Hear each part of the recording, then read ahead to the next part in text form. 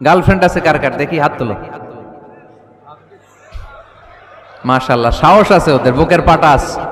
হাত নামা বেটা। এই গার্লফ্রেন্ড বয়ফ্রেন্ডের সাথে আমাদের কোনো সম্পর্ক, আমরা বিয়ে করব। কি করব? বিয়ে করব। চেয়ারম্যান সাহেব বিয়ে করাই দিন এগুলোরে, আপনার দায়িত্বে দিয়ে গেলাম। এই গার্লফ্রেন্ড বয়ফ্রেন্ড এগুলো ইসলামের কালচার নয়। বিয়ের চেয়ে ভালো কাজ পৃথিবীতে হতে পারে। বিয়ে করতে গেলে বাপে বলে আগে নিজের পায়ে দাঁড়া, তো এতদিন ও কার পায়ে দাঁড়াইছে? ছেলে মেয়েদেরকে সাহস দেন, ছেলেও পড়বে। ওই যে একজন চিল্লান দিয়ে উঠছে, ওর কমন পড়ছে, কমন পড়ছে।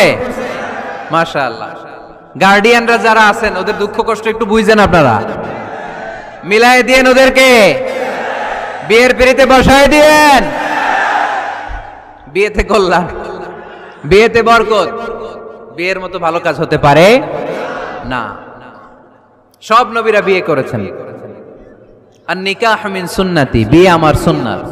ফামান রাগিবা আন সুন্নতি ফালাইসা মিন্নি, যে আমার সুন্নতকে ভালোবাসে না সে আমার উম্মত হতে পারে না। বিয়েটাকে সহজ করে দেন।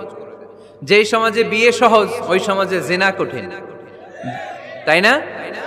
যেই সমাজে জিনা সহজ ওই সমাজে বিয়ে কঠিন। আমাদের সমাজে জিনা করা সহজ, বিয়ে করতে লাগে 10 লাখ, জিনা করতে লাগে 1000, ঠিক কি না? 10 লাখ টাকা ছাড়া বিয়ে করা যায় না। এটা লাগবে ওইটা লাগবে, এই দাও ওই দাও, মোহর দাও, বিশাল অঙ্কের মোহর। 10 লক্ষ টাকা ধার্য না করলে মেয়ে দিবে না, এরকম আছে না নাই? না, এগুলো আসলে ইসলামিক কালচার না। ছেলের বাবা মেয়ের বাবা উভয়কে আমি বলি বিয়েটা সহজ করে দেন, সহজ করে দেন। ছেলে পড়াশোনা করুক, সমস্যা নাই, মেয়েও পড়ুক, কিন্তু তারা পবিত্রভাবে তাদের সম্পর্ককে মেনটেন করুক, ঠিক কিনা? তাদের এই যৌবনের তাড়নায় যে পাপের সাথে জড়াবে তার পার্সেন্টেজ গুণা বাবা হিসেবে আপনার কাঁধেও আছে না নাই? এজন্য বাবারা সাবধান, মায়েরা সাবধান, বিয়েটাকে সহজ করেন। এই এলাকার যুব সংঘ যারা আছো, তোমরা একটা ক্যাম্পেইন করবা এই মাহফিলের পরে, টাইমলি ম্যারেজ ক্যাম্পেইন।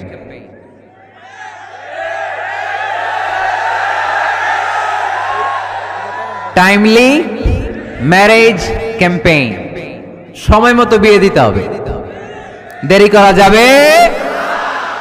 বাপ মা বুঝে না, একজনকে হুজুর আব্বাই বুঝে না। গার্ডিয়ান যারা আছেন একটু সদয় হন। ওরা যে পাপের সাথে, পাপের রাস্তা যে ওরা চিনে যাচ্ছে, পাপের পথে যে জড়িয়ে যাচ্ছে, আল্লাহর সুপ্রিম কোর্টের কাঠগড়ায় আসামি করে আল্লাহ সেদিন আপনারে দাঁড় করাবে। আল্লাযীনা হুম লিফুরুজিহিম হাফিজুন, they guard their privates. মুকদ্দমাতুল হারামে হারাম, এট এ গ্ল্যান্স। একটা নারীর দিকে চোখ পড়ে যাওয়া এটা হারাম না, কিন্তু এই চোখ পড়ার কারণে এটা জেনার দিকে নিয়ে যাবে, এজন্য এটাকেও হারাম করেছে কে? মুকদ্দমাতুল হারামে হারাম। এই নজরটা বড় খারাপ।